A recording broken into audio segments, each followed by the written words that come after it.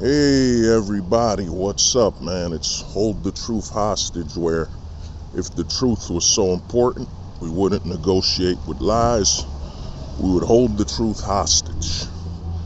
Now, I was watching the Nerd Way. I was watching his videos, and I was watching a video about, how to save the comic book industry. And I need to do more videos on the industry.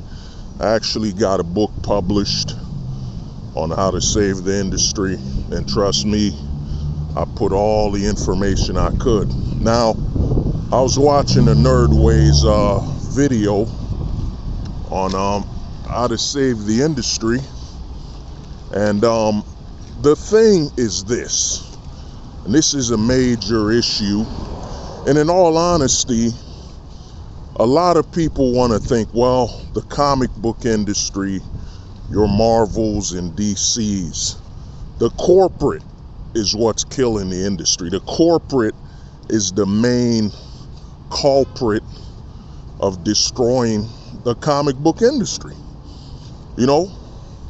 and that's a major lie. That's a major lie, and I will touch up on that very soon as continue this video. I want to say this as well, man. Respect to you, the Nerd Way, for the way you made the video. It wasn't full-blown negative, negatively charged. Now why, I'm gonna say something.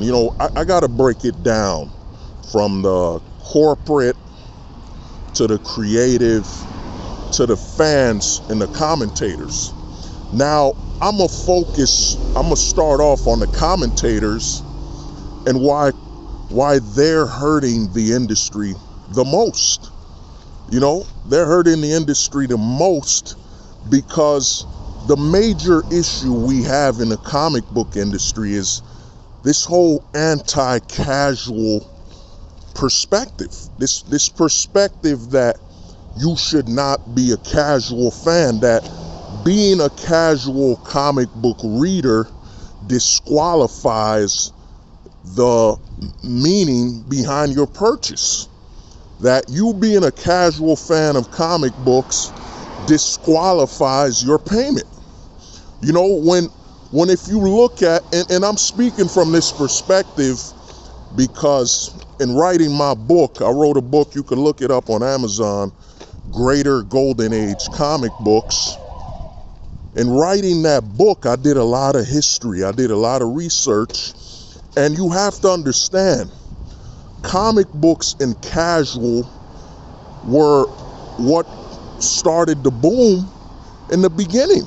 It is the most casually accessible form of entertainment, the comic book. The comic book. Because even if you go all the way back, let's say you go back to 1940, think about it. Back then they were listening to a lot of radio. What do you need for a radio? You need electricity. You need to be at home. The comic book is the most casually accessible form of visual entertainment. You know what I'm saying? Now, of entertainment. You don't need any electrical equipment. And you could even say the comic book is the first portable form of visual entertainment. You know what I'm saying? You could literally look at comic books and say, man, everything's technically based on how you enjoyed and read comic books since its inception. Everything we do now is handheld. You hold your phone, and what do? You hold your phone and you look at the entertainment. What do you think comic books were? You hold the comic book with your hand. It was portable. You could put it in your pocket if you wanted to. It's the first portable visual form of entertainment. You know what I'm saying? More portable than the newspapers, which were huge. Even back then, newspapers were big. The comic book industry lives and dies by how casually accessible it is. And what's killing it is that the industry moved away from that casual accessibility, and how easily accessible from pricing, paper quality. You know what I'm saying? Anybody could buy a comic book. They were so affordable, It was so affordable, a child could save up money. A kid could literally look for some change in their couch or at the house to buy a comic book. That's how accessible to the casuals it was. And it is the most casually accessible form of visual entertainment ever. And the major problem we have is this downplaying of casuals, this constant narrative that if you're seeking to appeal to casuals, or even if people that are casual buy your books, it's a failure. When in actuality, casuals are the lifeblood of the industry. You want somebody to pick up your book casually, without a care, without needing to know the characters, without needing to know the history or nothing. You want them to see this as casual entertainment that they could just grab and go about enjoying it. No second thought, That's what the industry was about, Even if you look back in the day, you look up 1940s, the golden age, a lot of stories were self-contained. You would read that book, it was one story and finish.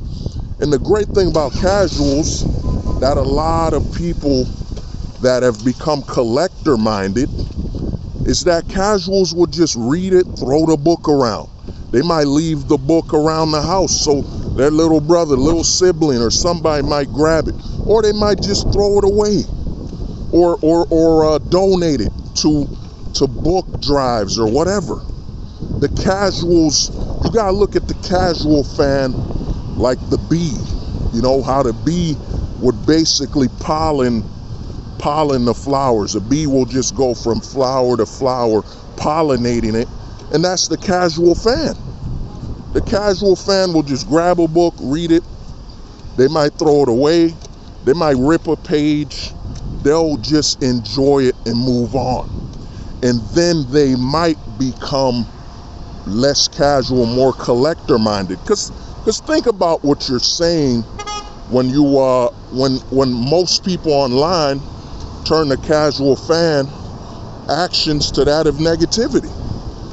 Think about it. You're upset that someone will just grab a comic book, read it without needing to know the character's story or nothing, and they'll just easily make it's so easily accessible to them. It's so counterproductive, this narrative that the casual fan is the enemy, is the enemy. And that's what's destroying the comic book industry from all walks, especially from the commentator perspective, because I could go on YouTube right now, look up comics, streams and talks about comic books, and I can guarantee that over 90% of them will be speaking about casuals from the negative perspective.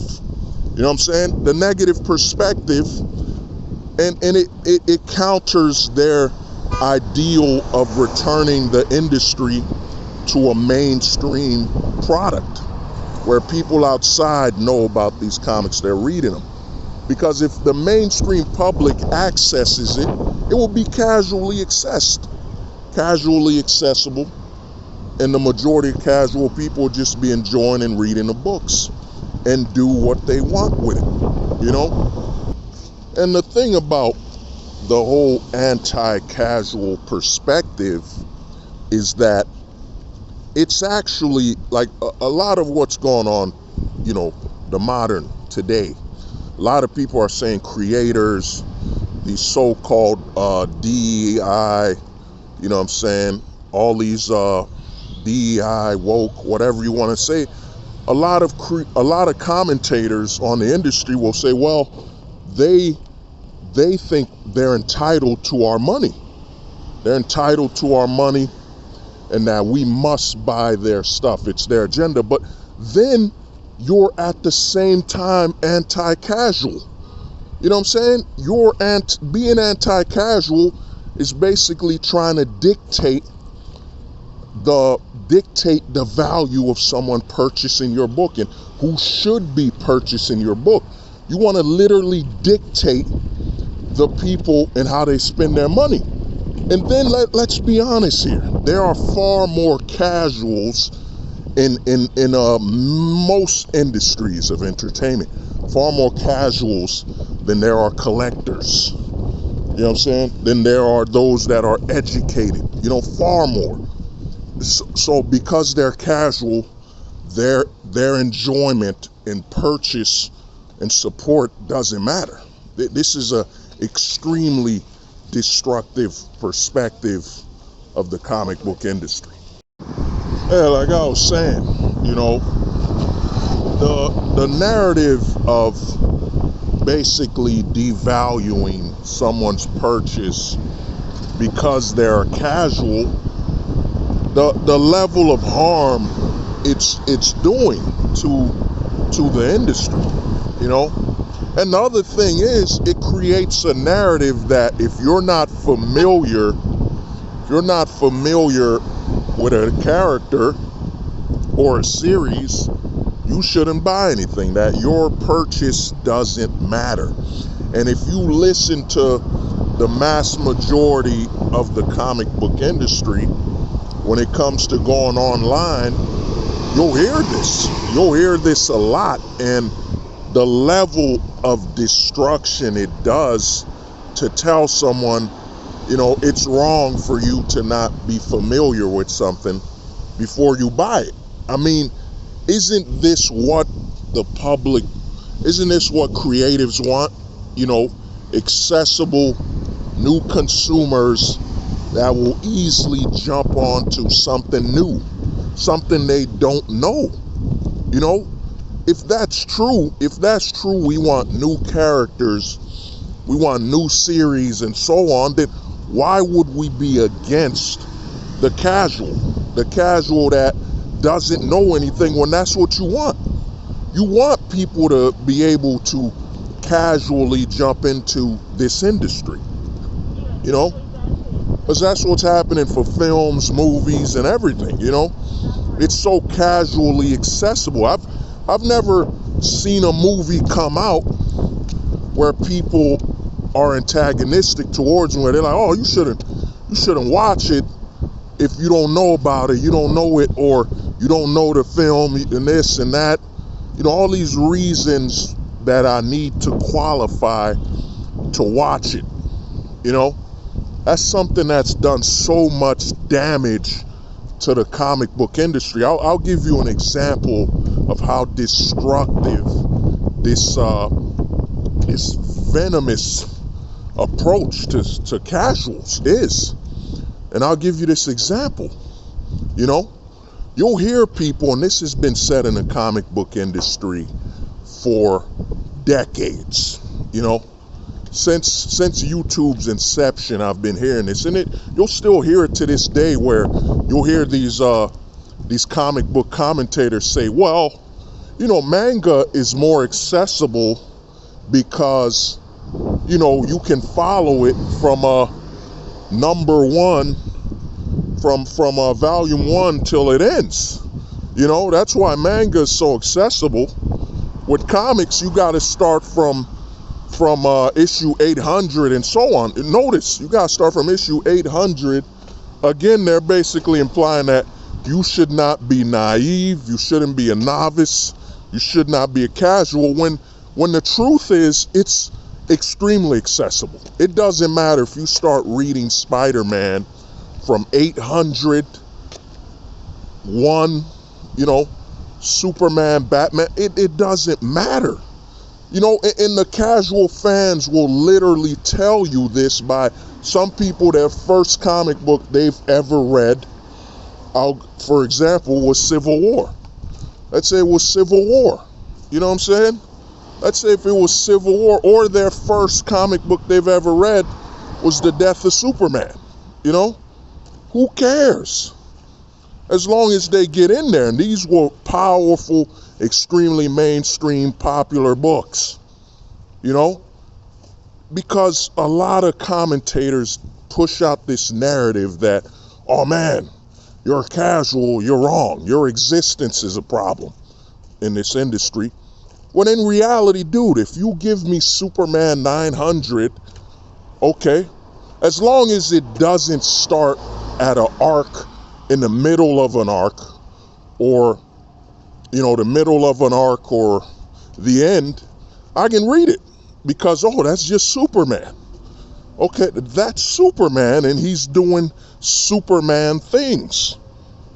How hard is it for me to understand that? Or even if you didn't know, which is surprising if you don't know Superman, okay, he's a superhero, so he has powers. He's the good guy, and he's gonna do good things with his superpowers, and he's gonna fight people using his superpowers or help people with his superpowers. It's extremely accessible, the comic book industry. And every YouTube channel you watch, they're constantly commentating and pushing this narrative that, oh man, it's so hard to be accessible, as though, for example, I'll give you an example. Okay, let's say you start at Batman 500. You start at Batman 500. Let's just say that. You know, a lot of these people want to act like when you're reading Batman 500, they're gonna mention and cover everything until 500, as though there's no different story arcs. For example, let's say Batman locks up Bane, puts Bane in prison.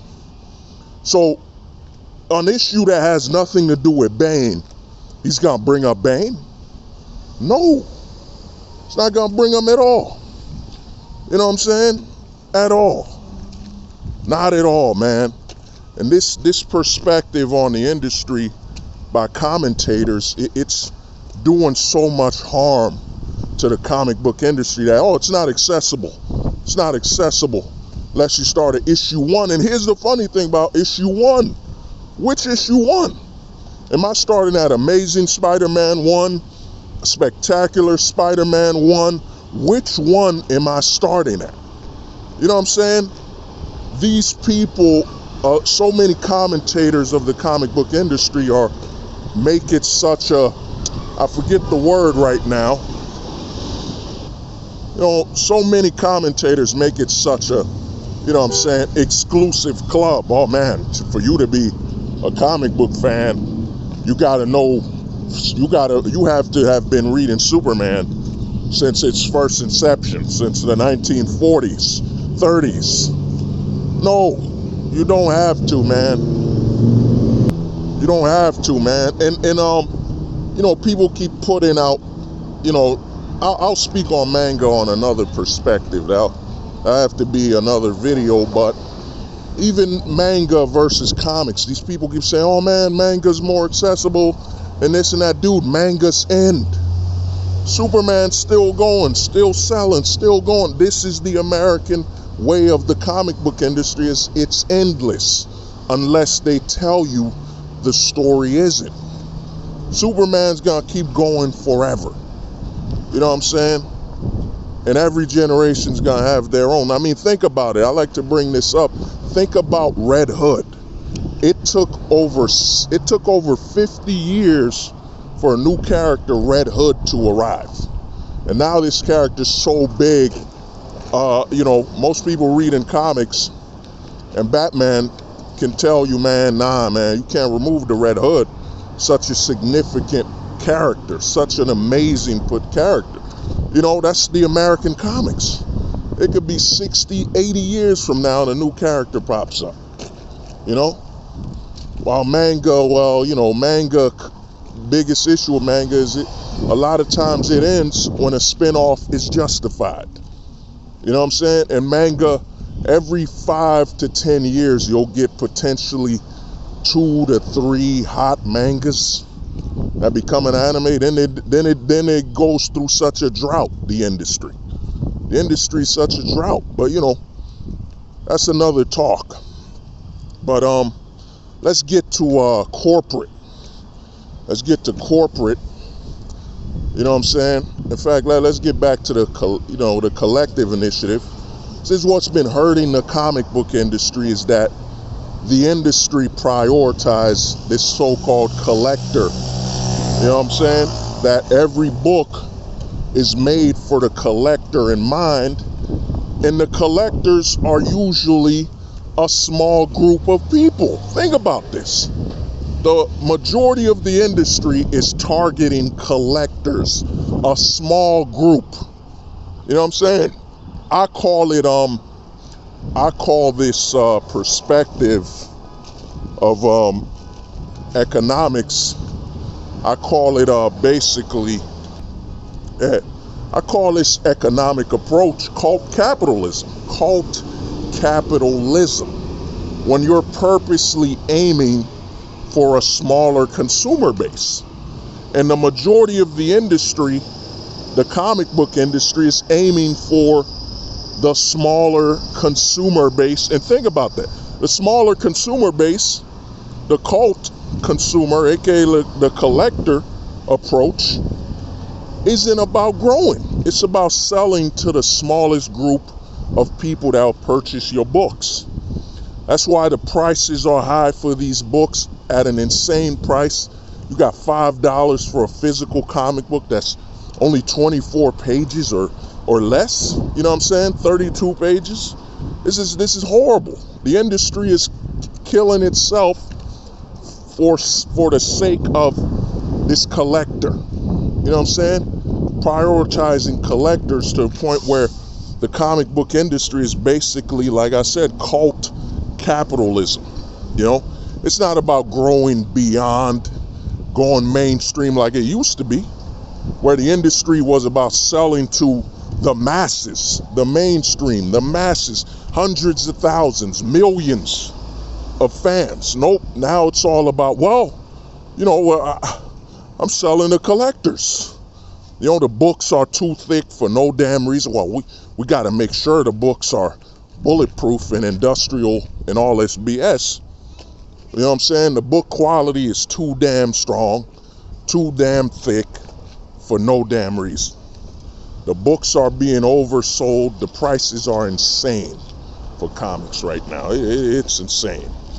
The prices are insane, but it makes sense when your goal is to aim for a cult sale purchase. You know what I'm saying? A small amount of people, of course, you don't mind selling your book overpriced. You don't care, because it's all about the per purchase pricing. Oh man, I got 5 people to buy my book at over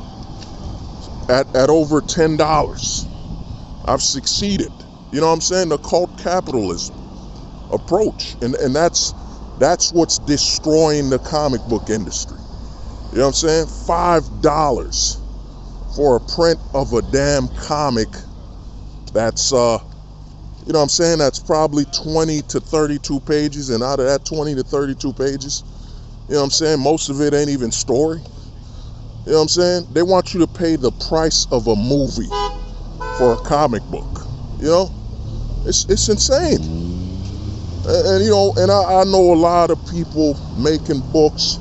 There are people now selling PDFs at $5 for a comic book. You know what I'm saying?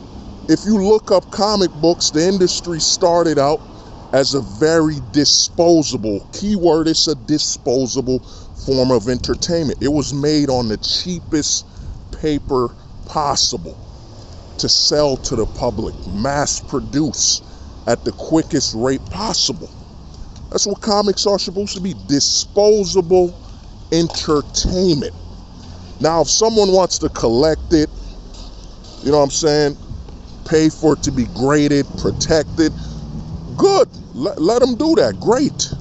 But that should not be the priority, is that, oh man, I'm aiming for collectors.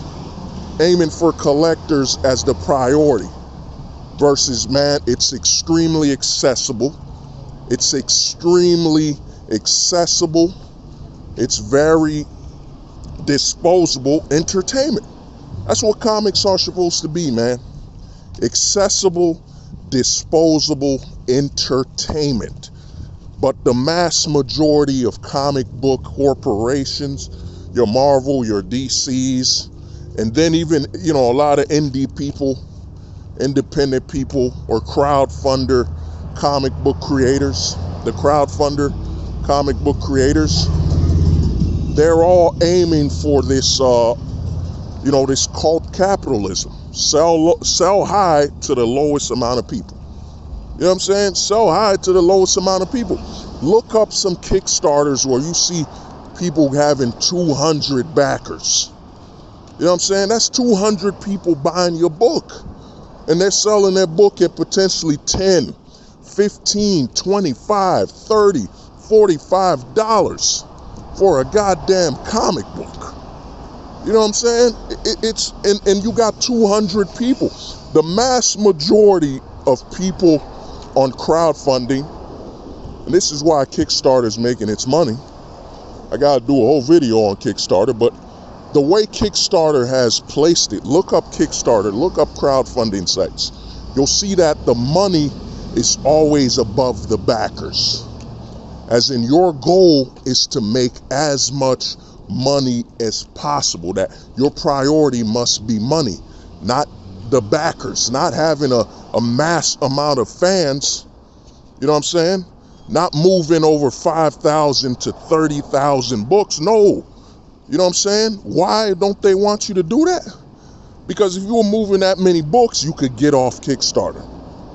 You could get off Kickstarter and sell on your own website. You know what I'm saying? Do your own thing. Sell where you want to sell. But the goal of Kickstarter, most of these crowdfunding sites, is to have you look at the money first. You know what I'm saying? The money comes first. The cult capitalism comes first. Make money first, not fans, because here's the funny thing about all these crowdfunding, comic book creators and sellers.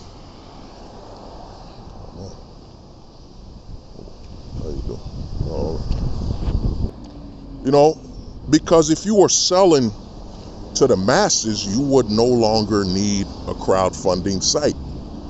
You could sell on your own individual platform. You could actually be you could be independent for real, not platform dependent, But that's a whole other talking point, whatever. But basically, man, these people are just aiming for the collector and the cult capitalism. Cult capitalism is a word I invented, and the goal is to aim for the low. It's aimed for the lowest support margin. You know what I'm saying? What they call online whales and so on. Aiming for whales and such. Now another thing. Now let's get to one thing that's truly destroying the comic book industry. You know what I'm saying? That's really hurting it, is this narrative that this is the only medium that you need to succeed outside of it for it to count as a successful sale accomplishment. For example, oh my God, he sold 50,000 comics, but his comic book isn't a success until it's a movie. Until it's a movie. A lot of people, and I did this while writing my book, which I'll post here on the links below. The Greater Golden Age comic books, is that the comic book industry has been so conditioned and attacked. You could look it up. There was the comic book code of whatever, the comic book code, if you look it up, there was a whole court arrangement that happened to affect the comic book industry's rights. And what a lot of people don't know, and I learned this while doing my history on the comic book industry, is that a lot of film directors, actors were against the comic book industry. You know what I'm saying? They wanted to bury it. They wanted to bury the comic book industry because it's too accessible, too disposable, too easily to mass produce over films. If you look up the golden age of comics, if you look up the golden age of comic books, man, it was outselling films. More comics were selling in films than any other form of entertainment. Superman was pushing and selling over 500,000, potentially over 1 million comics, I think, a day. You know what I'm saying? A day. You know what I'm saying? A day or a week, 1 million comics every day. You know what I'm saying? 1 million every day, all over. You know what I'm saying? The level of influence the comic book industry had during its golden age was unrivaled. Unrivaled. Not even the film industry. Nothing could compete with it. You know what I mean? Nothing could compete with the industry at that time. You know what I'm saying? The comic book at its highest peak, the comic book industry, there's no competition. And the damage Hollywood has done, and even novels, think about it. You sell 1 million novels, 1 million books, or whatever, people celebrate your success. They say, oh my God, that's a New York Times bestseller. New York Times best-selling novel. People just celebrate you, you know? They just celebrate it. But when it's a comic book, oh man, oh, it sold 1 million comics, but man, you know, is that comic gonna become a film? You know what I mean? Is that gonna be a film? Because that's how we'll know if that series and that franchise is a success. A lot of people think the whole Hollywood comic books, the narrative that, oh man, Hollywood is looking at comics to make movies. No, man, no. It's not that, you know, positive. No, it's a narrative that's being pushed that if a comic book succeeds and it does not have a film franchise, it's not a success. And if you look at the mediums, you know, the comic book medium is a completely different medium, man. You know what I'm saying? Comic books and films are not the same medium. You can't judge the sales of a comic book by basing it off of if they're selling as a film. You can't. You know what I mean? You can't do that. In the comic book industry, after the film industry, and when you do your history, you'll come to find out that the film industry was against the comic book industry. The newspaper industry was against the comic book. And I'm talking about New York Times. I'm talking about big news reporting things. You know, the novel industry, top novelists were against comic books, man. You know what I'm saying? The comic book industry is the biggest threat to entertainment. You know what I'm saying? Just like video games, for example, a lot of people, when they think of conflict between entertainment mediums, they'll think about how the video game industry got so much conflict. You know what I'm saying? So much conflict. They'll think about how, oh, the video game industry got so much conflict, man, for Mortal Kombat. You know, GTA. You know, Hollywood actors came after them. Politicians came after them.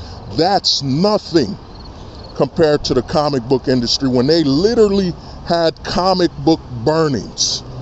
You know what I'm saying? Political leaders, religious leaders, the military, all came after the comic book industry, man. All of them. came after it to suppress it, limit it, and it's the damage has been done, so successfully that most comic book historians, most comic book YouTubers don't even know. They don't even speak of the comic book industry as the #1 form of visual entertainment, the #1 form of literature. The comic book industry isn't below the film industry. This is decades of propaganda that's been pushed by Hollywood, politicians, news articles, you name it, radio stations. Every form of entertainment went after the comic book industry. Every form of entertainment went after the comic book industry, man. Every form of entertainment went after the comic book industry because of just how powerful it is. It is the most powerful form of entertainment to this day. To this day. It's, it's just not being produced correctly, and I'll touch up on that towards the end of how the comic book industry can succeed and return to its greatness, a greatness that no other form of industry can actually compete with when it comes to entertainment. Because you need a radio station. You got a phone, you need a phone. Think about this, listen to this.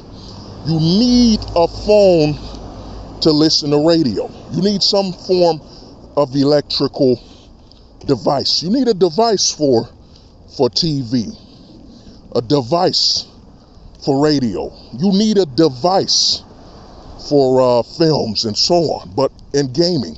But for comics, you don't need none of that. You do not need a device for comic books. It's device free. You just need a comic book. Same rule for music. You need a device. All the entertainment industries went against the comic book industry.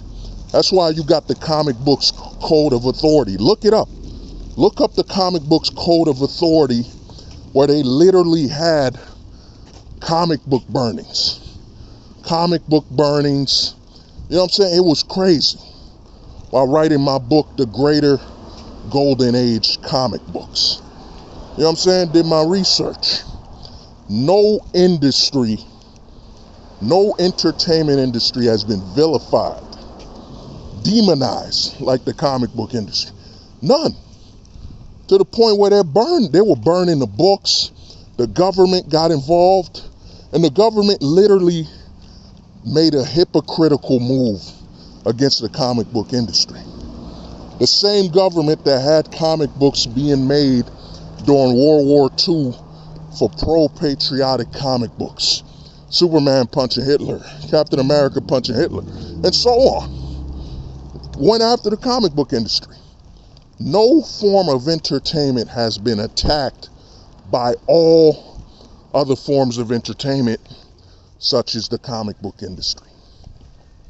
That's why this whole narrative that, oh, you need a film.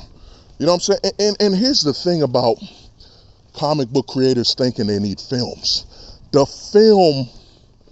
film medium is limited. The film medium can never, ever compete with the comic book visuals. Never. It can't. It can't. The budgeting, the pricing, the money you need to make a movie that would basically live up to a comic book it's not possible. It's not possible. And when comic book creators are writing a comic book with a film or a TV show in mind, they're actually limiting the potential of their comic. They have to lower the budget, lower the effects, lower what can be done with the comic book just to allow somebody making a film to be able to do it, because the comic book medium is only limited by the artists. It's only limited by the artists, man.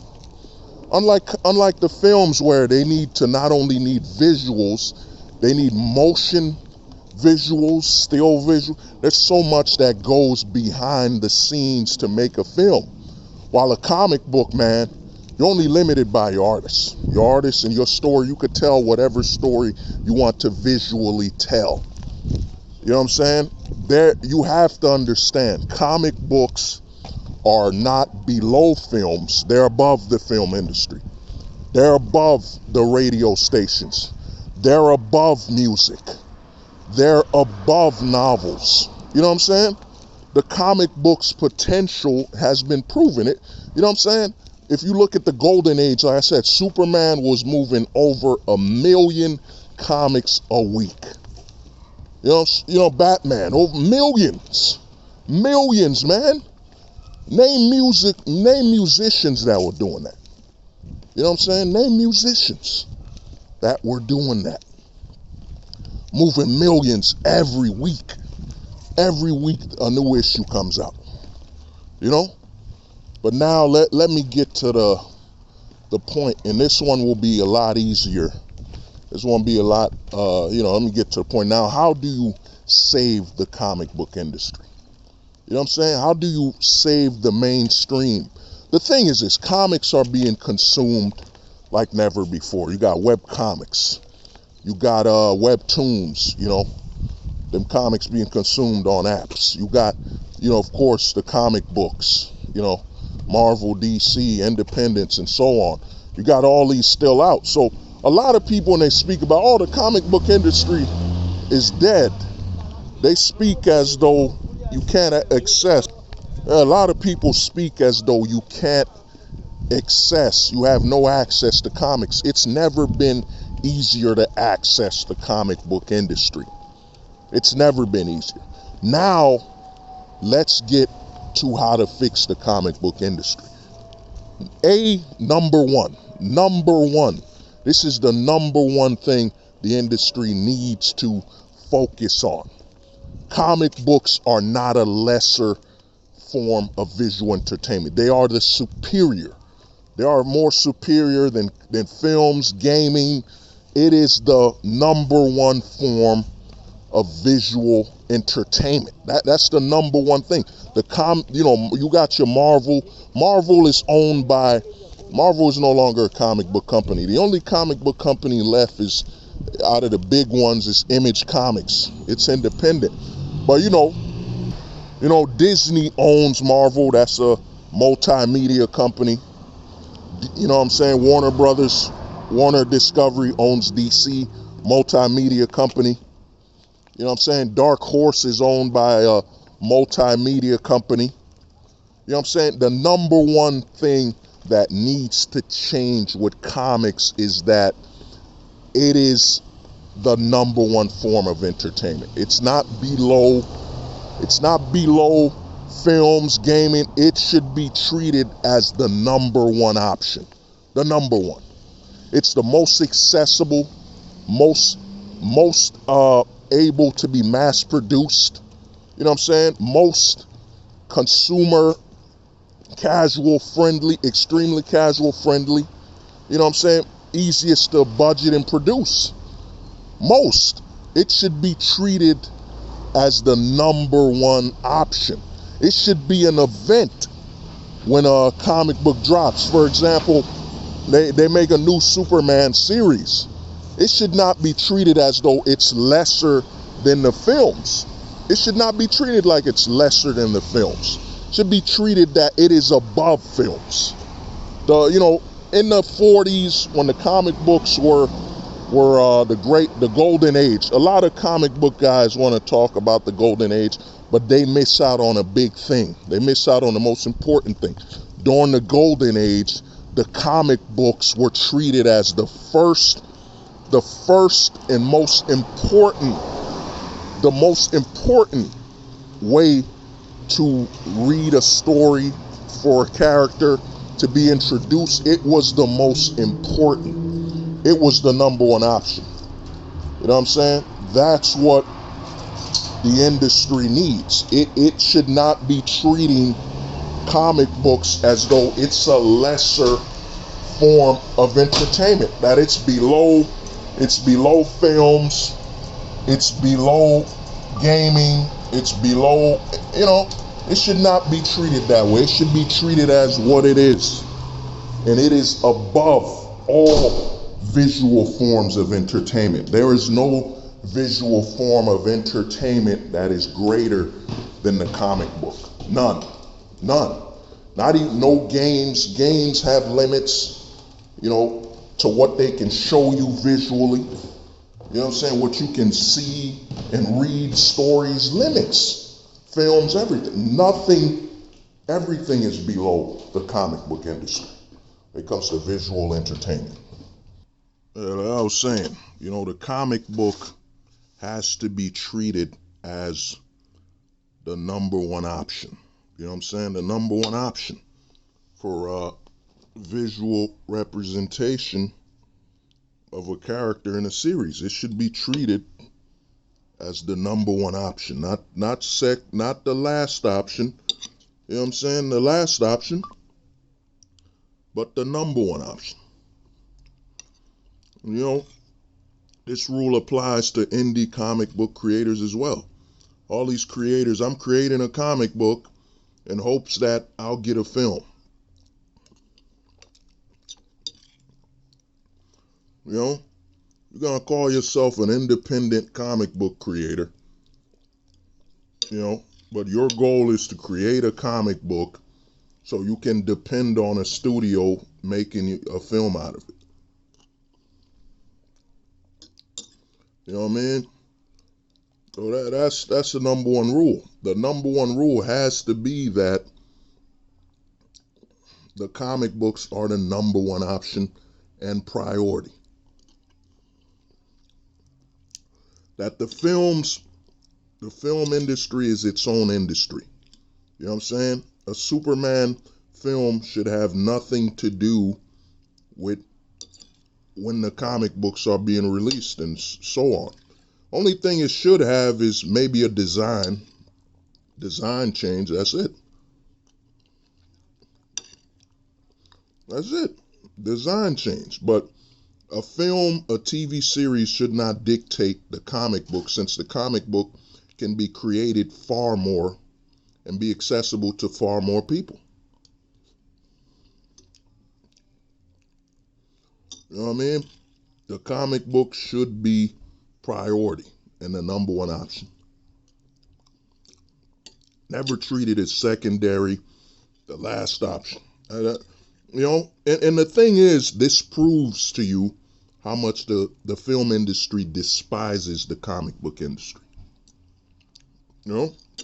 It still does.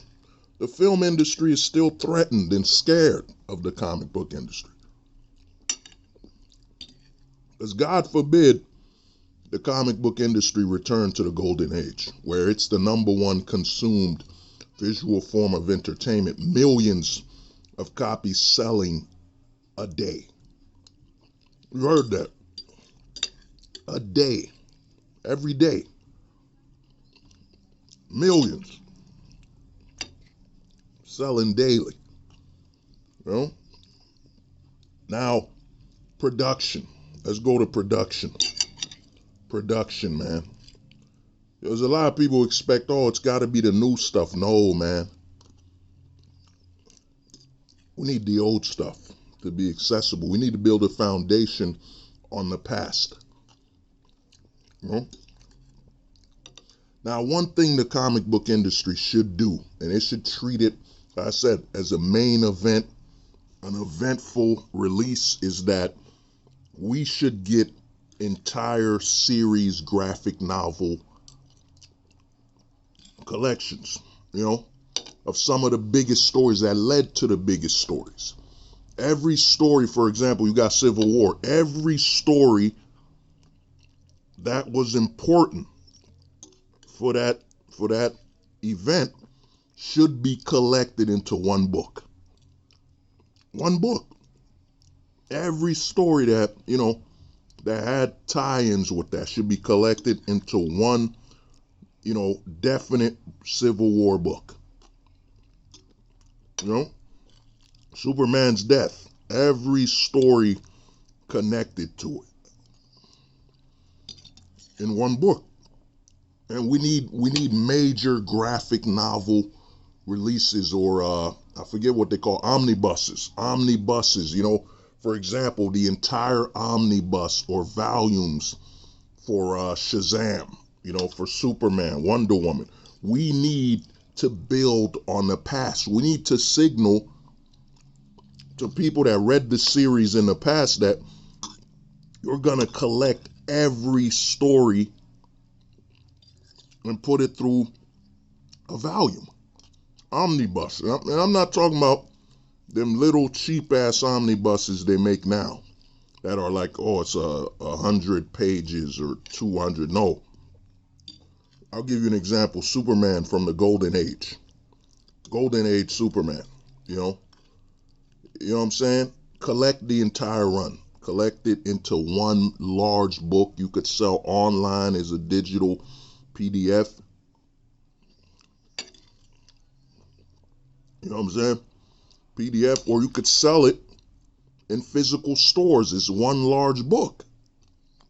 The entire Superman collection. And the other thing is, the reason I'm bringing up these omnibuses, you could hire new cover artists for those books. New cover artists for these large, massive omnibus collections. Think about people collecting the massive amounts of Batman books, thousands of issues in these large omnibuses with over 1,000 pages to read. Think about, as an older comic book fan, if you could, one of your little nephews, nieces, ask you, I want to read Spider-Man, and you give them an entire 1,000 page book of Spider-Man. You know what I'm saying? This would help introduce series to younger kids, new generations, by collecting the entire damn thing. Collect it all as one large book, man. And there's the internet. A lot of people talk about comics. The internet exists, man. Give them the digital option as well. And affordable.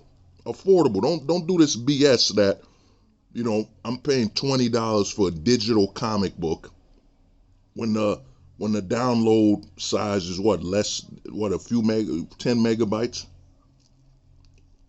There was no printing involved, no physical labor. The digital should cost less.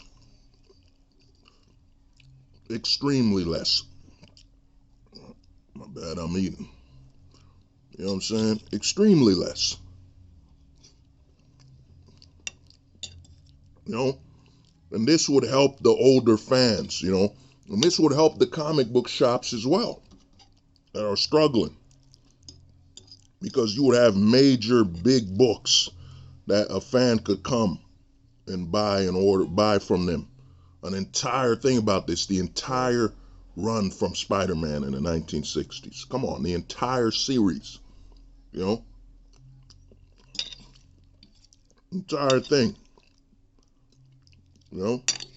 That's what they need. And the thing is, with the amount of issues Marvel and all DC, Image Comics and all of them have, they should be releasing a brand new complete collection every damn month. Every month there should be one. Because if you're for example, I'll give you an example. You have the New 52. You had the New 52. I should be able to buy an entire book, an omnibus, that's the entire New 52.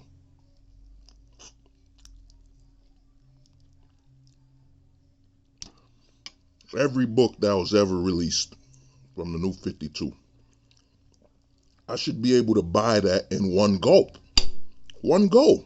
Because that's a problem with the comic book industry, is it makes stuff inaccessible when it doesn't have to be. We have all this technology, digital and so on. I should be able to buy the entire New 52, the complete run. The entire New 52, the entire New 52, Ultimates, all of it at once. At one shot. I shouldn't be hunting for books, man. We're in the year 2020. We're in the year of technology, handheld phones. This should not be an issue. It should not be that it's easier for me to read comics online through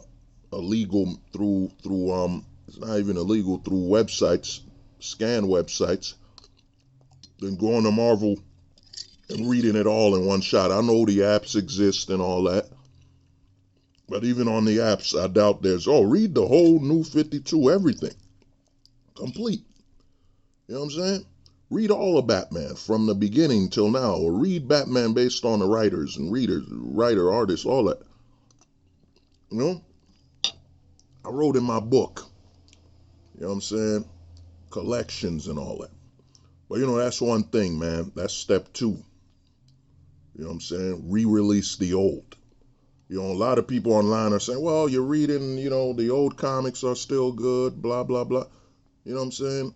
All that matters is you're reading comics. It don't matter if they're old, new, the people are reading. And the best thing about releasing old collections is you could do videos. You could do these video promotions with the artists and writers from that time. You could do an entire series on these books you're releasing. You know what I'm saying? It has so much potential for documentaries. You know what I'm saying? For example, let's say they released all the Spider-Man books written in the 60s. Marvel could literally create an entire interview, entire document on all that if they wanted to. That just adds affordable content. Go to comic book conventions with the original writers and creatives and so on. So much to gain from the past. And the best thing about the past is that everyone will know what it was about. You know what I'm saying? So there would be no doubts. And it would get as much positive promotion as possible. Since everybody already read them. You ain't changing the past. And get new cover artists or old cover artists that drew back then for a new cover. Now you're hiring old artists, new artists, whatever, But now the other thing. Now, one major issue the comic book industry has is this monthly schedule of releases, this monthly schedule release garbage. You know what I'm saying? It's monthly schedule. The reason is they're releasing one issue a month. Think about it. We're in the age. We've been watching serialized TV forever. And there's been one new episode a week. Once a week, a new episode. Not once a month. It's once a week. And we all know the production, as much as these comic book companies want to lie and do all this BS, the production of a comic is far more affordable, far cheaper than the television production. So this notion that you can't release one issue a week, it's a goddamn lie. You know what I'm saying? But we don't need issues. What the comic book industry needs to do, if you're going to release stuff once a month, if it's still going to be once a month, then release a graphic novel once a month. As in Batman should have a graphic novel every month. Every month a new graphic novel that tells a story that could have the consumer locked in for an entire month. You know what I'm saying? Entire month. Once a month, a large, for example, let's say Batman, Dark Knight, whatever. That's the name of the series.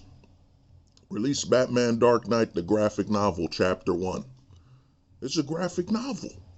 So you're looking at potentially over 80 pages, over 80, potentially 200 pages. Who knows how many pages? Release a graphic novel once a month with the story complete. The story's complete. Release graphic novels. Instead of, I got to read one issue a month. Once a month, I read an issue, then I got to remember an issue too. It's pointless, especially in this age of being able to literally binge watch series. It's pointless.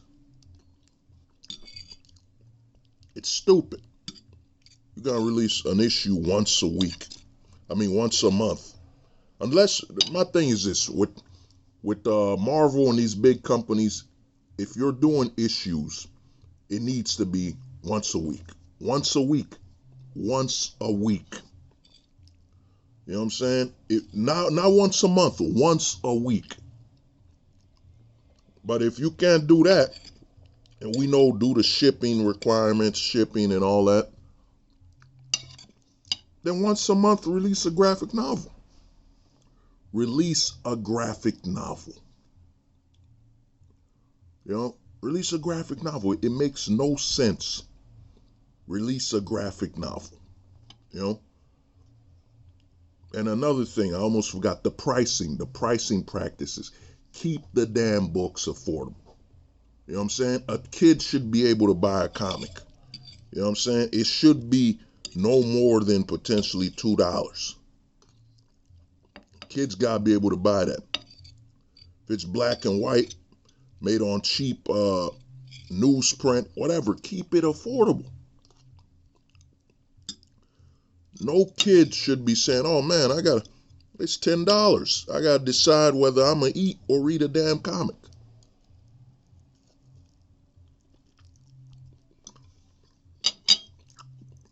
Whether I'm gonna read a comic for $5, $10, or I'm gonna eat food.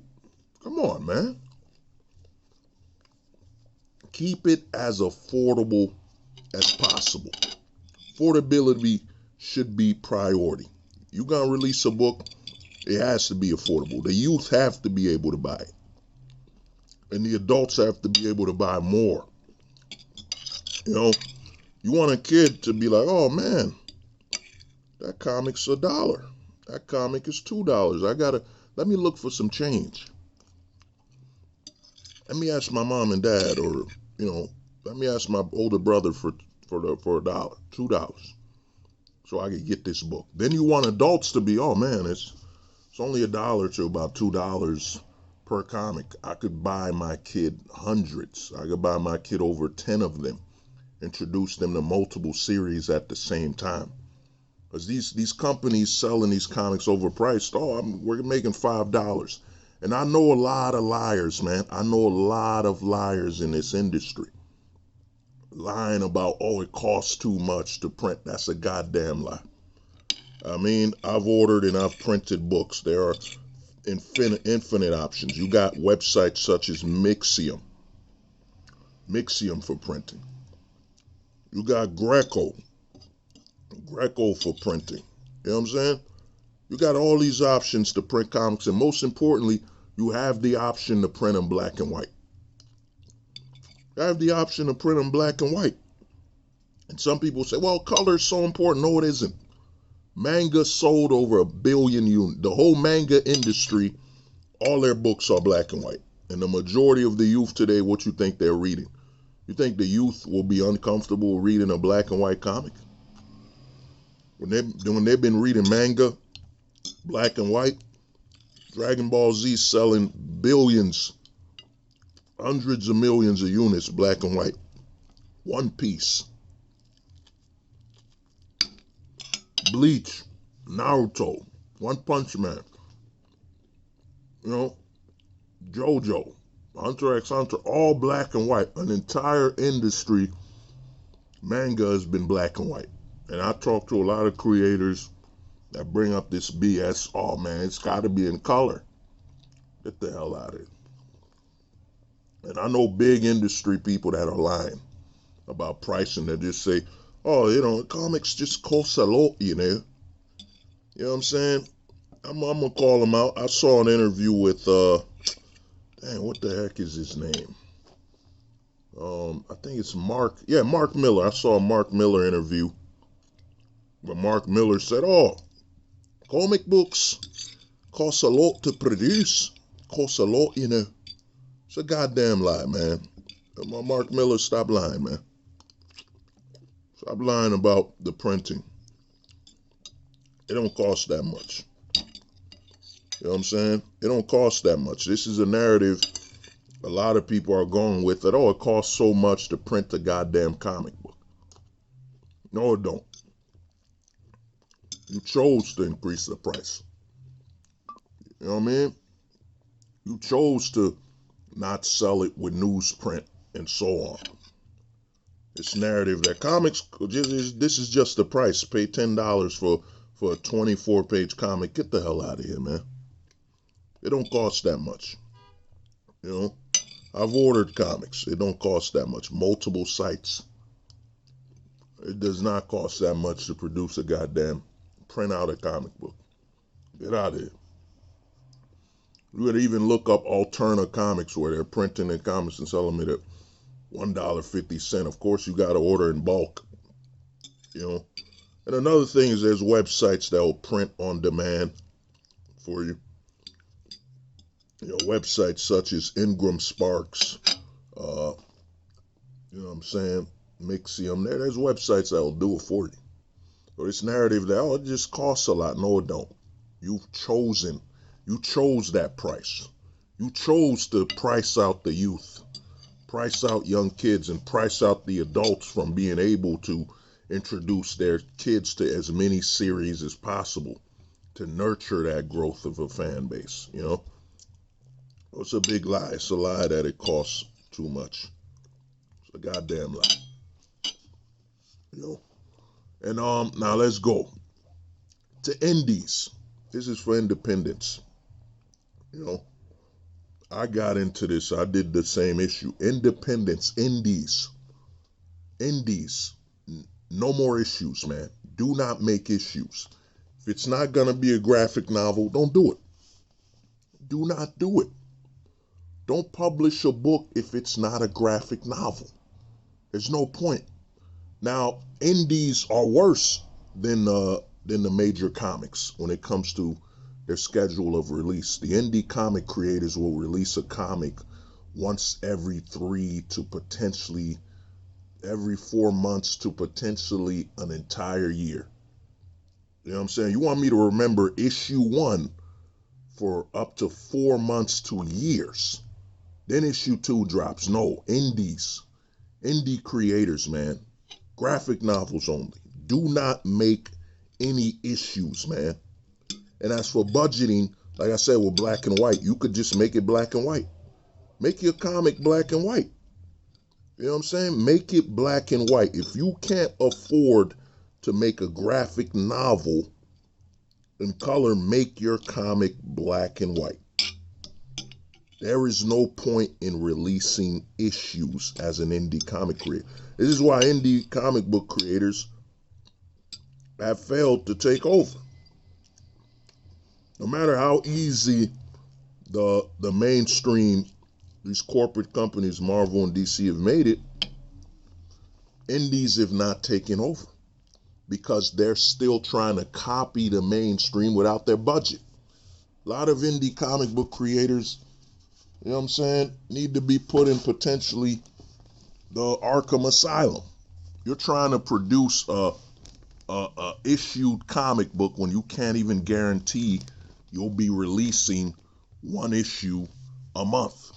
You know what I'm saying? You can't even guarantee 1 issue a month, and that 1 issue a month is a problem anyway. There's nothing good about releasing 1 issue a month. It's like watching a TV show where they release 1 episode a month. Horrible. You know what I'm saying? That show would be dead. Horrible. You know, Law and Order releases 1 episode a month. It was stupid.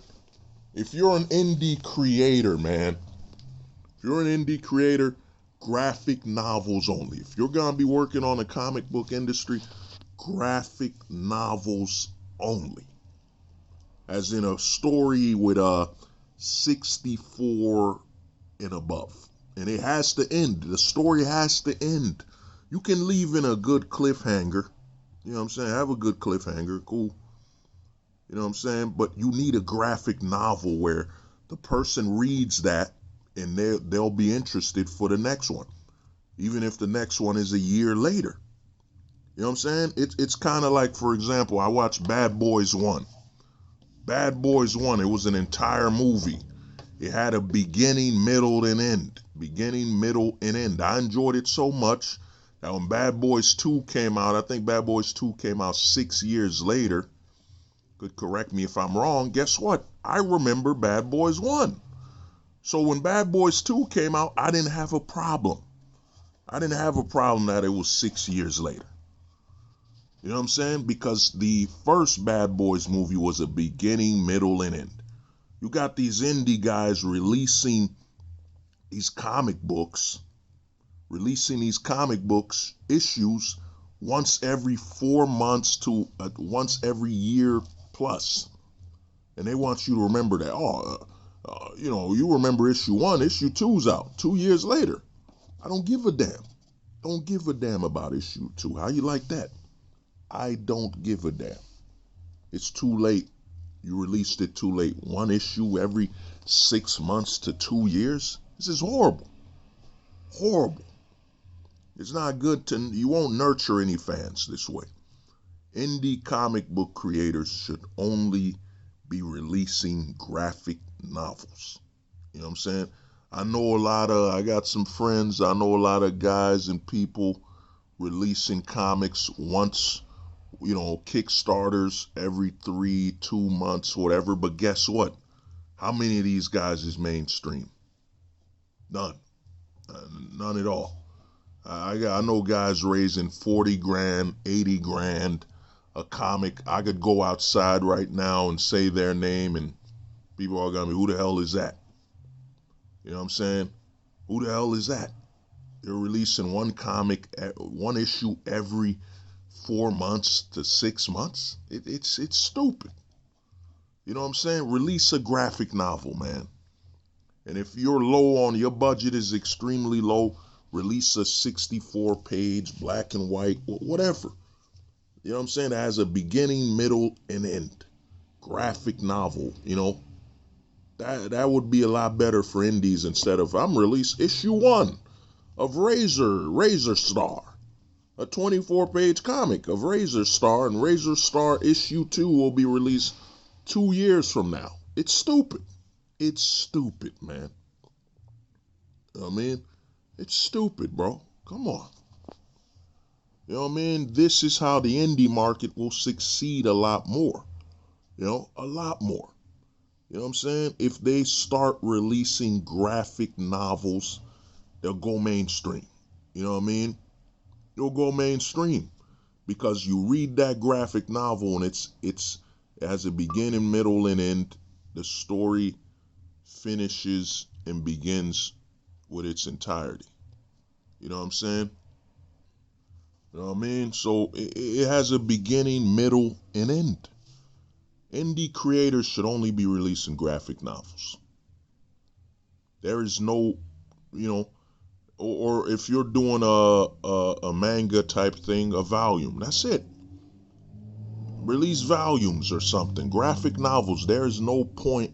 And I did this. I released a book. It got funded, whatever. But, it's only issue 1. And issue 1 I released back in 2020 or something. Would someone be at fault that 4 years later I'm trying to release issue 2 and they don't remember nothing? They don't remember nothing at all. Indie creators, man, graphic novels only. Graphic novels only. Because with a graphic novel, people understand, that's a large book. It explained all the story. It's going to take you a while to release the next one. I can wait for the next one. Graphic novel, I can wait for the next one. I can wait 6 months. I can wait 8 months. I can wait 2 years. It won't matter. It's a graphic novel. It's the equivalent of like a film. I can wait for it. That's not a problem. Then you, the creator, can go around stores, selling it, conventions, and so on. You could go out there and sell it. You know, that's that right there. No more single issues, man. Graphic novels. You know what I'm saying? Release graphic novels, man. It makes no sense. To release issue 1 6 months ago. Issue 1 was released, and you're announcing issue 2, and you want me to remember what the hell happened in issue 1 6 months to a year later. Come on. Graphic novels. Now, another way to sell for the industry is, a lot more creators need to be outside, man. Need to be active outside, not just conventions, man. Try to go to your local schools. You know what I'm saying? Get the books in people's hands. Go outside, man, and sell stuff to people outside. Posters, covers, and so on. And like I said, price everything reasonably. Affordable for the kids, if you're doing for the kids. Even for the adults. Adults ain't stupid. It don't matter if your comic book, your graphic novel is mature. You think I'm going to pay $25 for a graphic novel? You out of your mind? You know what I'm saying? You out of your mind, while Marvel's selling them for 10. And we know y'all using the same printers. I'm a more educated guy since I, publish books and so on. You don't, go outside and sell your stuff, man. Conventions, not just conventions. I know a lot of guys, that's all they do. I sell at conventions. And when is a convention? Once every 2 months? Once a month if you're traveling and flying places? When you could be going around your entire community, the schools, the libraries, local stores that will allow you to sell, in front of them, work out a deal. Be outside, man. Be active.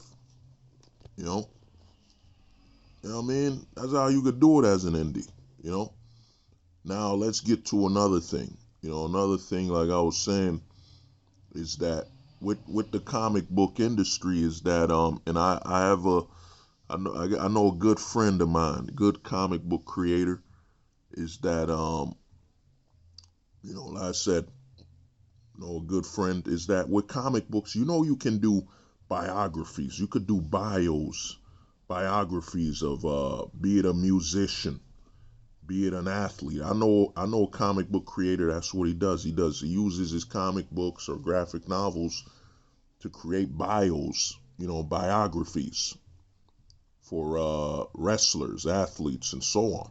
You can tell an infinite amount of stories with a comic book. And let me tell you something, the majority of popular athletes, there's so many of them, they won't begin movies. They won't begin a movie deal. But you know what I'm saying? But they could get a graphic novel deal. You could get a graphic novel deal out of that. And all you need is the character to have their likeness, Oh, you could work that out too, man. There's biographies. There's even, and another thing you could do with a comic book, you could literally adapt a novel into a graphic novel. You know what I'm saying? Adapt a novel into a graphic novel. There's so many other ways for the comic book industry to dominate. You know what I'm saying? What you think would happen if Marvel announced today that they will be publishing a graphic novel based on, let's say, Kevin Garnett, let's say Allen Iverson, you know what I'm saying? Let's say Joe Montana, you know what I'm saying? Let's say, wrestlers such as, let's say Macho Man, Randy Savage, The Rock or whatever, a graphic novel. That's a biography. You know what I'm saying? Or one based on Mike Tyson, Michael Jordan, whatever, man. Comic books can be utilized to adapt things, graphic biographies. And there's so many, celebrities or, real life situations. You have a graphic novel based on, what happened 9/11. You know, there's so much you could utilize it for, or even what happened recently with COVID-19. You know, you could compile stuff, turn that to a graphic novel. You can adapt real people's lives into a comic book, a graphic novel. You know, that's another major option that's available. Because the truth is, man, not everyone that's a celebrity will have a movie based on them. They won't. You know what I'm saying? And most of them, a lot of times, they won't have a movie made on them while they're alive.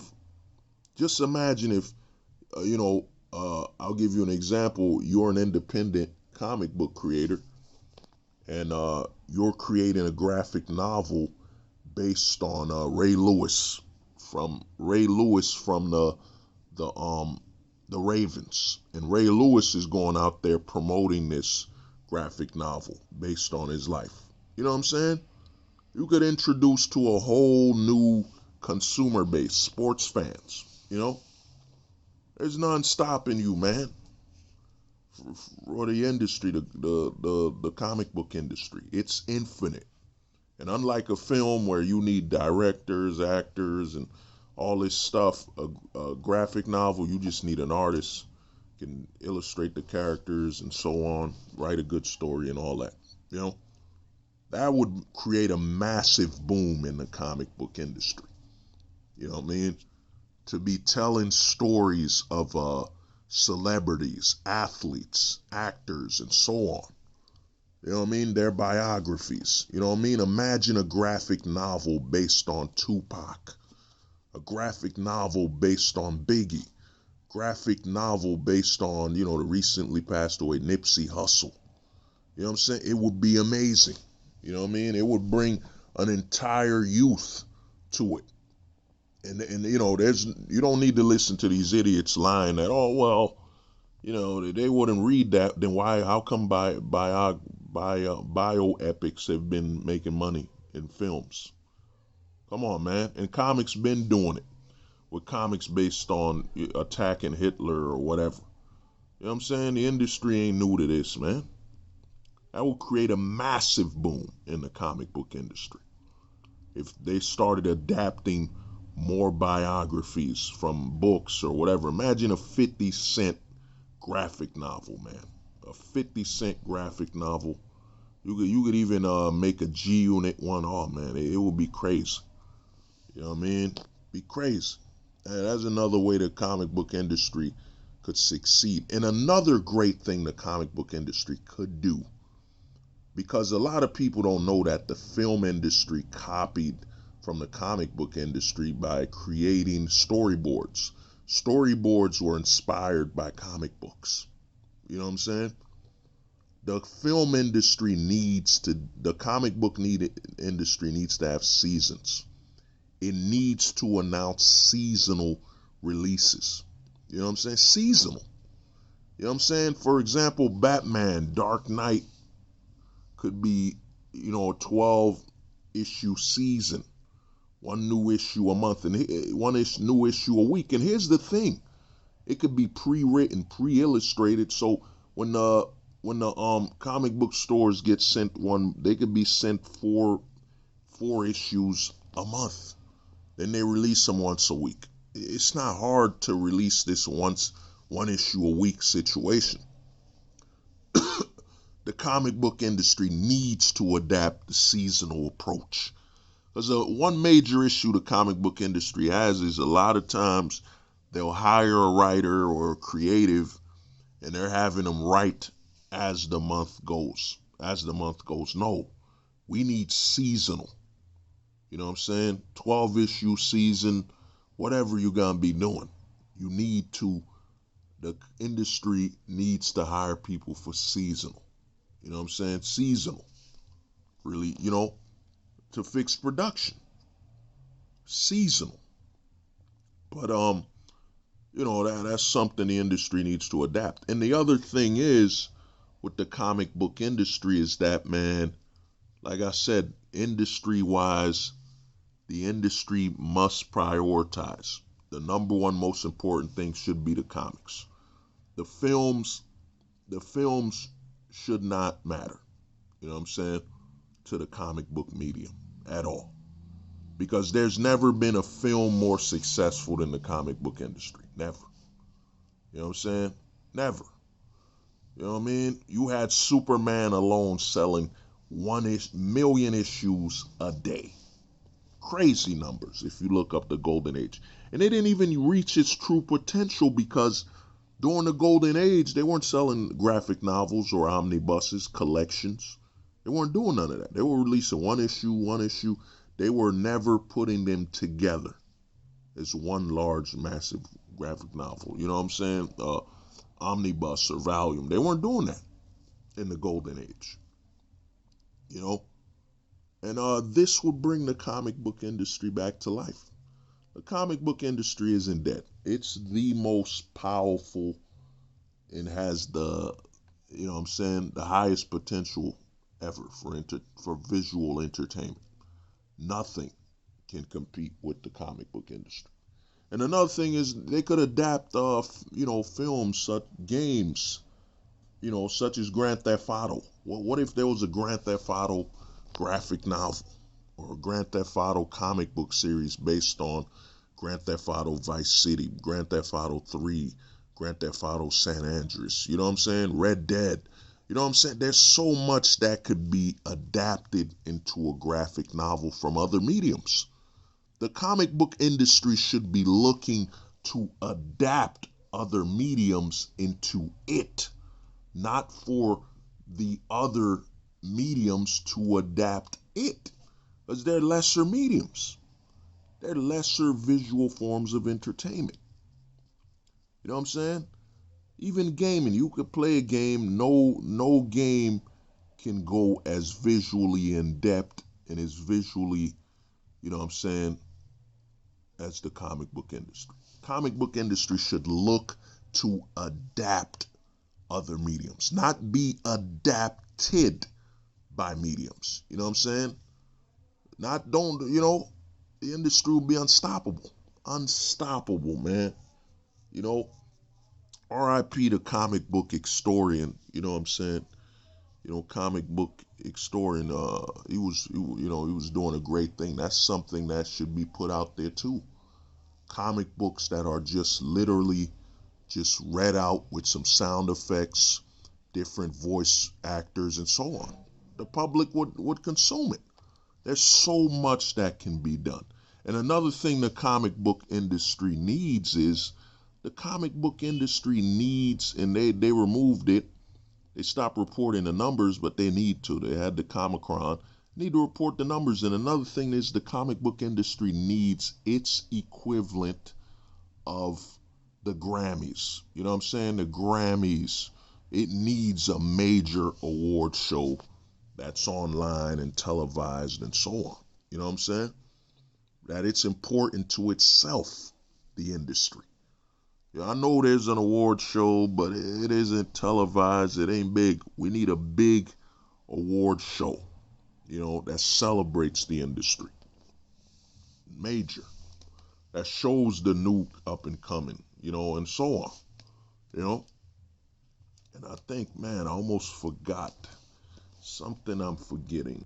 Well, there's something I'm forgetting, but I said, man, the comic book industry, it's stronger than it's ever been. Its potential has not yet been reached. And most people commentating online, talking about the industry, they don't really know or understand just how powerful, just how much of a threat the comic book medium is to all other forms of visual entertainment. You know what I'm saying? The frenzy this industry can create, if it were to return to form. No one can compete with the comic book industry. No one at all. And for merchandising, what it could create for merchandise and so on. Now, here's another thing I forgot, almost forgot it, is that with new creators and so on, a lot of people say, oh, you won't succeed as a new creator. No, you will. Because here's the thing. There's character, I forget the word, but there's character types, prototypes. You know what I'm saying? For example, you got Homelander. You know, The Boys. People are watching The Boys, or they read it. You're reading Homelander. You see Homelander, and people automatically say that's an evil Superman. It is. It's based on Superman. It follows, now remember the word, the archetype. It's based on Superman. Then people are watching Invincible and see, oh, Omni-Man, based on Superman. There are some archetypes that people recognize. And when they recognize it, they don't care if it's new. They know what you're writing might be in Superman inspired, Spider-Man inspired, whatever. They know, and they'll accept it, because there's this narrative that, oh man, the fan base will not accept anything new and so on. That's a lie. That's a major lie. People would love something new. This is why the indie market is failing, and this is their chance, to succeed on a massive rate. The indie market to succeed like never before is that the major companies are failing. People want a good Spider-Man book, so give them a good Spider-Man book. Now, I'm not saying you make a complete clone, look of Spider-Man, you know what I'm saying? But Invincible's inspired by Spider-Man. Invincible's like a combination of Spider-Man and Superman, you know what I'm saying, the character, You can give the fans what they want, and they will read it, and they will enjoy it. They know what it is. They'll know it's a Superman stand-in or whatever. They don't care. They'll just read, for example, let's say you make, Star Superior, whatever. People will read it and just say, "Oh man, that's Superman. That's a great Superman story." Who cares? They're reading it. That's all that matters. You know what I'm saying? I know so many indie creators, man, that keep talking about people want a good Spider-Man book, good Superman book, but when it comes to creating one, they won't do it. Or if they do it, they avoid it, whatever. You know what I'm saying? So, to me, the industry can succeed like never before. And I'm going to give you something. I wrote this on my book. It's, if you got Amazon Prime, you could read it for free on Amazon Prime. Greater Comic Book Golden Age. You know that the comic book industry during the Golden Age and so on, they were not translating their books. There's a lot of comics from America that never touched overseas. Never. They never translated these books. That's why I say the industry needs to reprint its greatest books ever, its greatest runs into great omnibuses, and they could send those overseas, man. Hire new artists and so on for covers. The industry can and will succeed. Now, the last thing I'll leave is this. It most likely will not be from the mainstream. It won't be, I'm going to name you. Marvel is not a comic book company. DC is not a comic book company. Dark Horse is not a comic book company. They're all owned by multimedia companies that prioritize their film division, prioritizing their gaming division. And remember, if you look up the history of the industry, the filming industry, the radio industry, you know what I'm saying? Even play industry, theaters, they all hated the industry. All these industries, all these companies running Marvel, DC, and Dark Horse, they see it as the lesser, below. You know what I'm saying? Below. You know what I'm saying? You think Disney cares about making comics? They don't care. Disney don't give a damn. Warner Brothers Discovery don't give a damn. You know what I'm saying? And whoever owns Dark Horse doesn't care. You know what I mean? They don't see this as the superior industry. They see it below film, TV. So, I would not look at Marvel, would not look at DC, I would not look at Dark Horse. The only game in town that's a major company is Image Comics, since it's a comic book owned company. You know what I'm saying? It's gonna be from the success will come, the industry will come back to life from a company that prioritizes comic books above all, as in no other form of visual entertainment comes ahead of the comic book industry.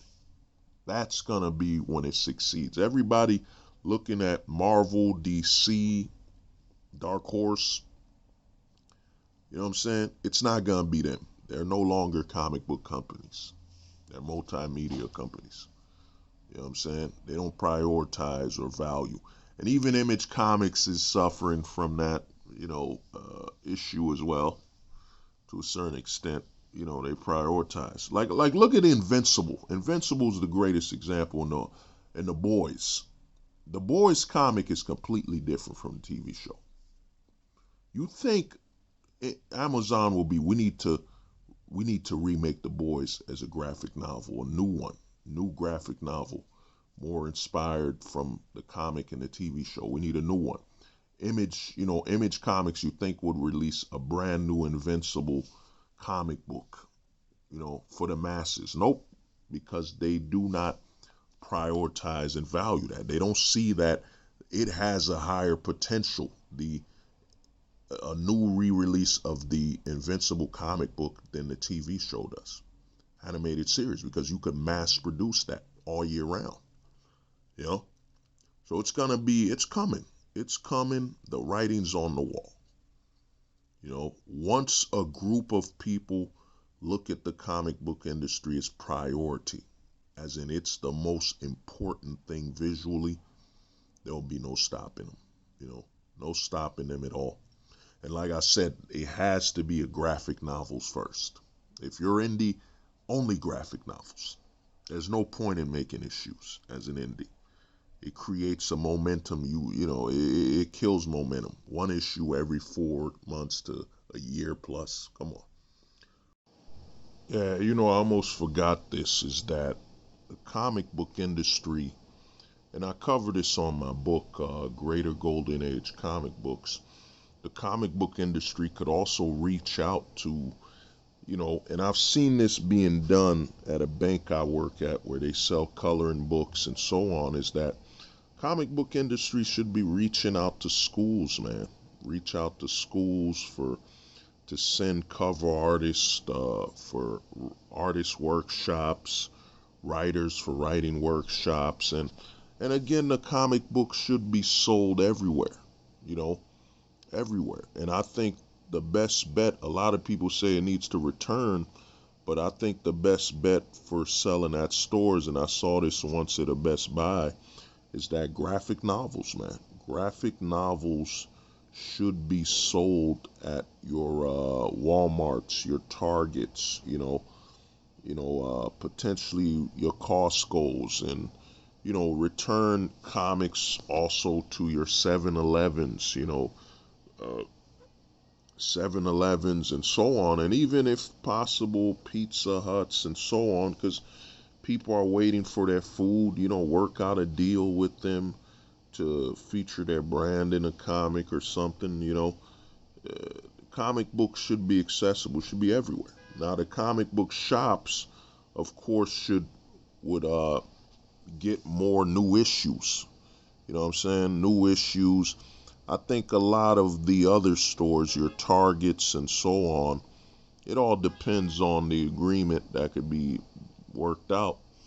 But I think a lot of the big retail would get your graphic novels, major collection of stories and so on. You know what I'm saying? Reprints. And maybe, for example, if the comic book shops are getting, one issue a week, maybe the big stores, your Targets and Walmarts, would end up getting a graphic novel collection, the season collection or something, because you can't be sending too much frequency to your big retail, and they can work out deals with airplanes, man. Airplane, damn, what my brain is, airports, dentistries. The comic books need to be everywhere, man. Need to be everywhere. Not all of it needs to be comic story related. I mean, how we got Superman and there's no deals with Superman with Planet Fitness and big fitness brands and so on. Superman's not sponsoring any fitness events or nothing like that. You know, the comic book industry needs to expand and share. I mean, think about it. What if there was a Superman bodybuilding competition? You know what I'm saying? Or a Hulk bodybuilding competition and so on. You know, where you win the trophy of a Hulk trophy or Superman trophy, whatever. You know, there's so much. And even, for example, you got Batman, who's known for all his gadgets and so on. Why isn't there some type of grant program for gadgetry and technology based around Batman, Iron Man, or something? You know, there's so many ways to get the industry into places, coloring books. There's so much that could be done, man. And of course, you know, the translations, man. Overseas translation, that is needed. I think overseas needs to get a lot of books into, graphic novels and major omnibus books, volumes, that have never made it overseas and translated. You know, there's a market out there all over the world because as much as people want to talk cell phones and all that, but the whole world isn't filled with internet and super phones and all that stuff, You know what I mean? So there's a lot of places where the industry could start over, or bring books that were never published, And the biggest thing a lot of people need to understand is for young kids, especially young kids, that are born, everything's new to them. The kids that are young, 5 years old, 10 years old, everything is new to them. You know, it don't matter if you gave a 5-year-old a Superman comic from the 1930s, 40s, they would read it and enjoy it. You know what I'm saying? The problem is, we put our biases as adults on the youth. Especially now. Before, it used to be the adults would pass down their books to the younger kids. And those kids would read it or collect it or protect it, whatever. We need to allow the children to basically experience the old content. And the comic book industry just basically needs to spread all over, you know, everything, airports, malls. Well, I don't know if malls are here anymore, but everywhere. Dentistry, hospitals, clinics, everywhere. Comic book industry should be everywhere. Everywhere. You know what I'm saying? How there's not a Superman health book or exercise plan for kids or something, you know, it's crazy. It could be everywhere. But this has been Hold the Truth Hostage, man. And the nerd way, shout out and respect for the inspiration to make this video. Peace.